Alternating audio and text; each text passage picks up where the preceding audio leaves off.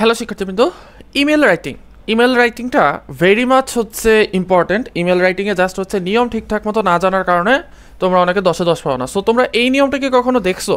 এই নিয়মটা তোমরা অনেকে দেখো নাই, বাট এইটা হচ্ছে ইমেল লেখার সত্যিকার নিয়ম। তুমি যখন ইমেল লিখতে যাবা, অ্যাকচুয়াল ইমেল লিখতে যাবা, তখন এইভাবে আসবে জিনিসটা, ঠিক আছে? সো ইমেল লেখার জন্য প্রথমে তোমাকে যেটা করতে হবে, 4টা বক্স করতে হবে।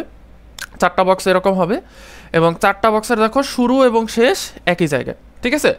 এবং 4টা বক্স করার পরে যে জায়গাটা ফাঁকা থাকবে ওই জায়গাটা পুরাটাতে একটা বক্স করতে হবে। এবং ইমেল অলওয়েজ স্টার্ট করবা, ধরো এটা একটা খাতার লেফট পেজ থেকে ইমেল স্টার্ট করবা, রাইট পেজে ইমেল কমপ্লিট করবা, ঠিক আছে? কখনো রাইট পেজ থেকে ইমেল স্টার্ট করবা না, মানে ডান পাশ থেকে কখনো ইমেল স্টার্ট করবা না, যাতে খাতাটা খুললে পুরো একটা ইমেল একসাথে দেখা যায়, ঠিক আছে?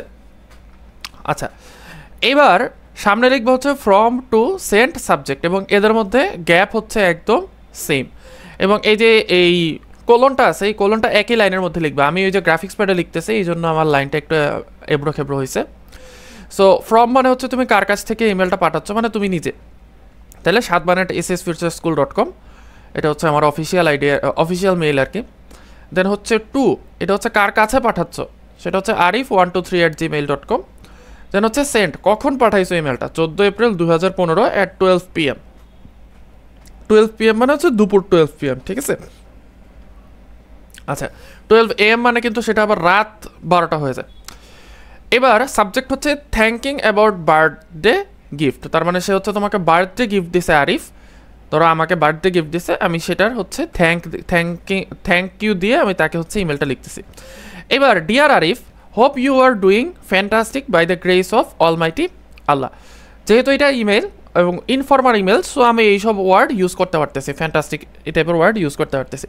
দেন ডট ডট এরকম লিখতে যাবা, লিখে এইটুকু পর্যন্ত পুরো পেজ ভরালে। এবং ডান পাশের পেজ যেটা, এটাতে পুরাটাতে একটা বক্স করবা, কারণ ইমেল লিখতে গেলে দেখবা যে একটা বক্স আসে, ঠিক আছে? সো তোমাদেরকে আমি বারবার বলছি ইমেইলে বক্স করতে হয়। তোমরা অনেকে জিজ্ঞেস করছো যে বক্সটা কীভাবে করতে হয়, সেটা হচ্ছে এভাবে, ঠিক আছে? আচ্ছা, এরপরে লাস্টের যে লাইনটা সেটা তুমি তোমার মতো করে লিখবে, বাট ইমেল হচ্ছে কয় প্যারায় হবে? ইমেল হবে 2 প্যারায়। সো তুমি লাস্টের লাইনে লিখতে পারো যে নো মোর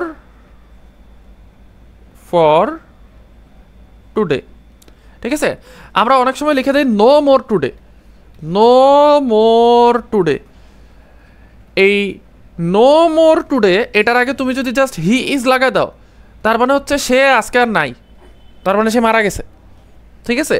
সো এই নো মোর টুডে এইটা লিখবা না, নো মোর ফর টুডে, না আজকের জন্য আর কিছু না।